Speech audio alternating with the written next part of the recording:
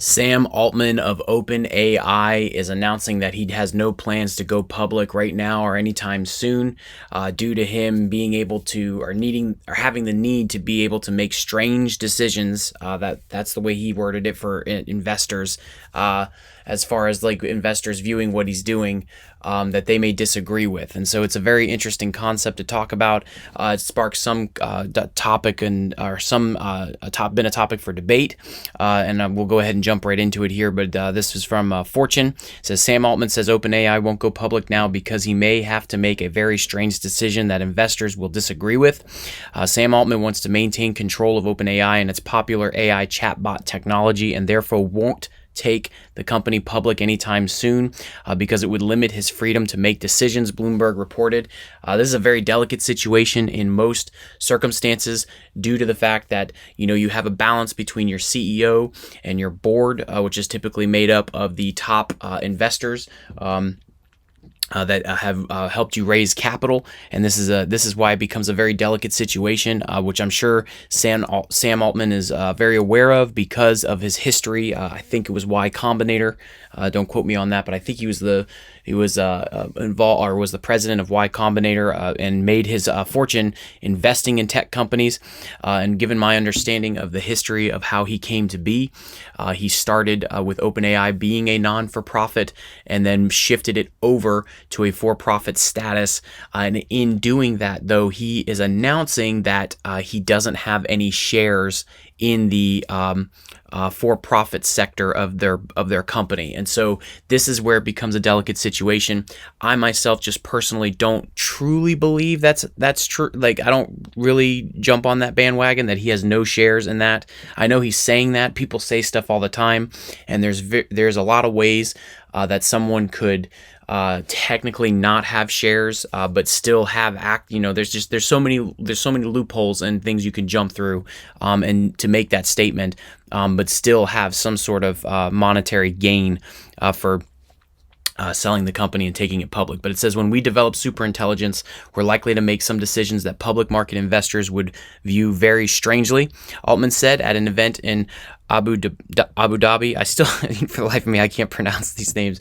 I'm not a world traveler. Altman explained that he doesn't have equity in privately owned OpenAI. There you go. Because he wants to be non-conflicted, is the way he puts it. The event is the latest stop at Altman's world tour across Asia, Europe, and the Middle East to discuss reducing AI's potential harm to society and regulating the technology. I don't know. I mean, I'm not going to sit here and call him a liar or anything, but I just don't know if this is accurate, that he doesn't have equity in this privately owned OpenAI because he wants to be non-conflicted. And here's where the problem comes in, and this is something that I'm sure he's very aware of. I mean, he's one of the people that literally wrote the book on stuff like this, but is that when you have a board of investors and you have, like, I think it was said that Microsoft has invested, they believe, about $10 billion cash into OpenAI. And then you have multiple other hundreds of millions of dollars worth of investments from organizations like Andreessen Horowitz and all these other VC firms and venture capital every kind of firm that's jumping in on this. And then you have a CEO who's saying that he's not interested in taking it public. There's definitely going to be some sort of a tug-of-war match going on there, because I could see the investors saying, well, you have no skin in the game because you don't have anything to gain from this, but this is literally where all of our value in this company is built. His company right now, OpenAI, is valued at around $30 billion is what it's valued at. That's what they believe it's valued at. And so given that evaluation, the way those organizations make any money off of this is going public and seeing that return on their investment. And so, this becomes a serious tug-of-war match, which he's very well nuanced in. He understands that aspect, and maybe there's a different aspect going on here. Maybe they trust him, and maybe they're okay with him doing stuff like this. But I could imagine not everyone's okay with it. And, I think some of them are sitting back and saying, look, as he well knows, you don't necessarily have your hand on the steering wheel anymore when you have investors like that. No one's going to write you a $10 billion check and let you just make decisions. That's not how it works. Typically, when you have a venture capital firm involved and they have given you a lot of money, when they call, even if it's 2 o'clock in the morning on Christmas Day, you pick up the phone. Like, that's literally what it's understood to be. And so I understand that he holds a lot of weight, and he's got a history there, and he's got a lot of knowledge and all that kind of stuff. So maybe he has the what you would call it, the sweat equity or whatever you want to call it. Maybe he has the chutzpah to be able to say something like that and not get pushback. But I don't know. I don't think that that's exactly accurate. And I can tell you right now, it's capitalism. It's money, and they want to make money. That's why they're investing in it. And so, him saying that he wants to hold back for now, we'll see how that goes. Obviously, it's not going public tomorrow or anything like that. But I'm not so sure that's going to jive with the type of investors he has in that organization. No matter what your name is, it could be anybody, any high-ranking, well-respected tech individual at the helm of that thing. And invest money is money at the end of the day, and they have a plan for it, and they want to see it. So, and then him having if it's actually true that he doesn't have the equity in the organization, I don't know if they're going to be so willing to listen to him talk about how he doesn't want to take it public. Like, he's got nothing to gain in it.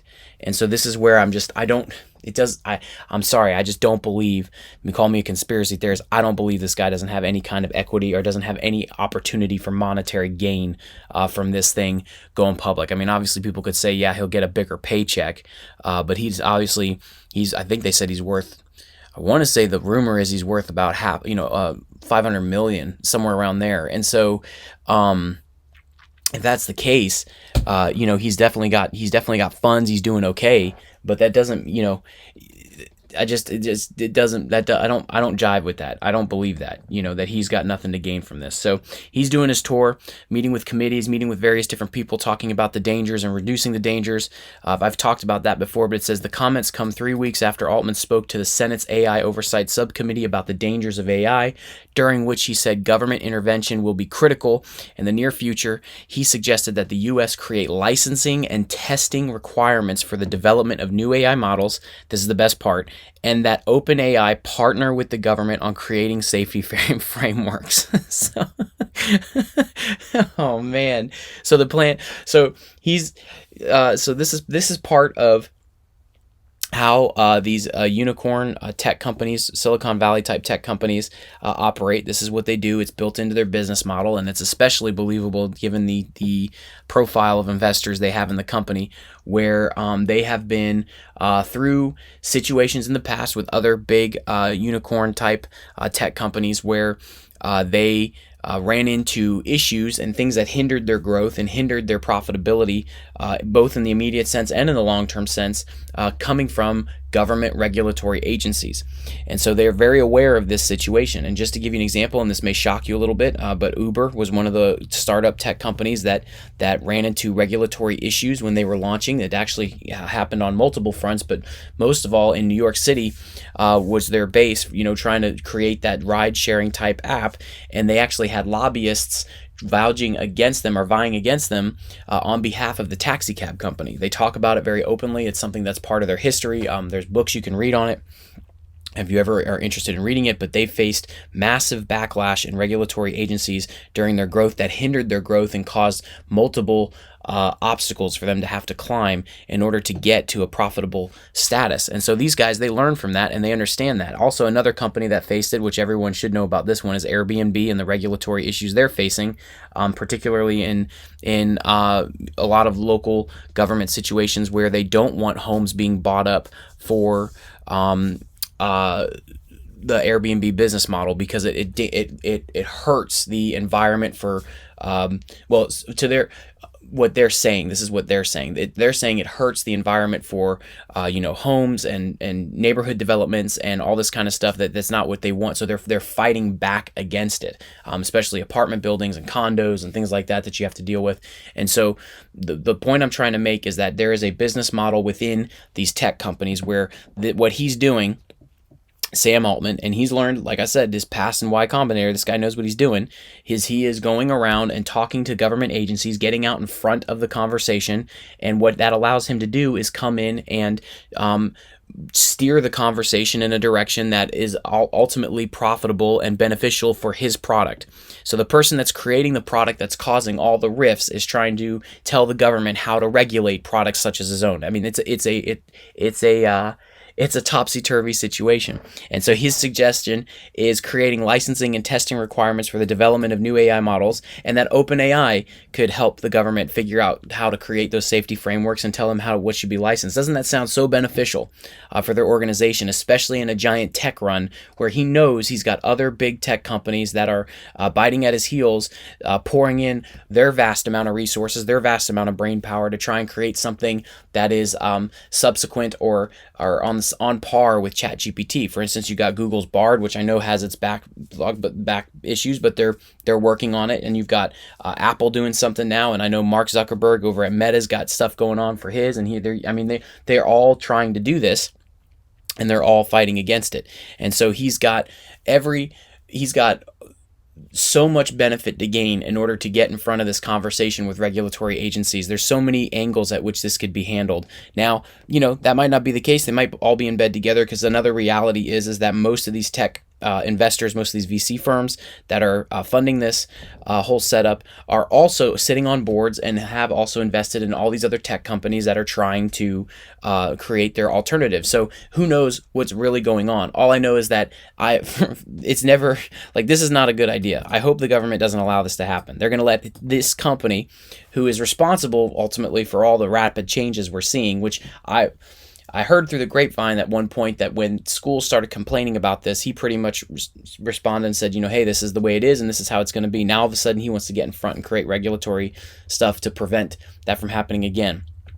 Very interesting. On Tuesday, a group of bipartisan lawmakers planned 3 summer hearings focused on the dangers of AI. In terms of decision-making, Altman said he wants full autonomy for OpenAI shareholders, saying in Abu Dhabi that the chance that we have to make a very strange decision someday is non-trivial.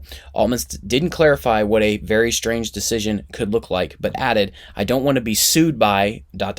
public market, Wall Street, etc. So, I think it sounds like he's insinuating that they would eventually have to make a decision that could possibly hurt the share price, could possibly hurt the profitability of the organization, all this kind of stuff.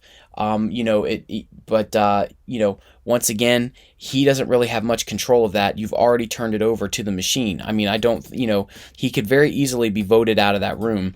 And I understand, they all may be friends, they all may be golfing buddies, they all may be in on investment deals together, but they will turn on him if he's making decisions that are ultimately going to hurt their investment. I mean, like I said, no one's going to hand you a $10 billion check and tell you do whatever you want. That's not going to happen. And Microsoft is a publicly traded company. So, I don't think that they would necessarily see an issue with taking OpenAI public. I think it could very well happen, even though he's saying whatever, it's not going to happen. Whatever he says, it's not going to happen right now. He's not really in control of that. So I don't know how far his history and knowledge and respect from those other investors go, but I know it's not going to go very far past the paycheck, past the wallet. There's no way. So OpenAI began as a nonprofit, but now operates as a capped profit company. The capped profit business model lets OpenAI raise external funds with the commitment that the original nonprofit will still benefit. OpenAI is valued at nearly $30 billion right now, backed by $10 billion from Microsoft. There it is.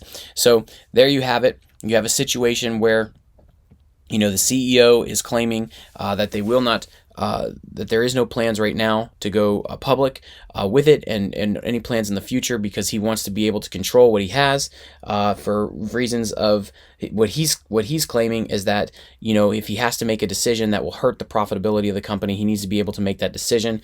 I think he's ultimately thinking about the dangers of AI and generative AI. I think he's ultimately thinking about all these different types of things. I think also, given that you're dealing with something that is kind of operating on its own, and once the ball starts rolling, there's things that the generative AI model could start doing that could wind up hurting more than helping, and he's wanting to be able to get in front of it and shut it down if it needs to be. That's just hypothetically. The problem he's going to run into is, if it's true, which I don't believe it is, I'm sorry, but if it's true that he doesn't have any stock in any shares in that organization, and he's just doing this out of the kindness of his own heart, I don't think that that's going to hold much weight with investors. Him saying, well, we don't need to go there right now. Well, yeah, of course you don't feel that way. You don't benefit there's nothing in it for you, but you have other people that have given you good money that have an expectation here. And so you can't just sit here and say, well, we're not going to go public right now because of XYZ. You really don't have the right to do that. And he should know that. I mean, this is nothing new for him. I mean, I believe it's Y Combinator that he came from. And so, he knows this stuff. And so this is a very interesting situation here. It's going to be really interesting to see how this plays out. I don't imagine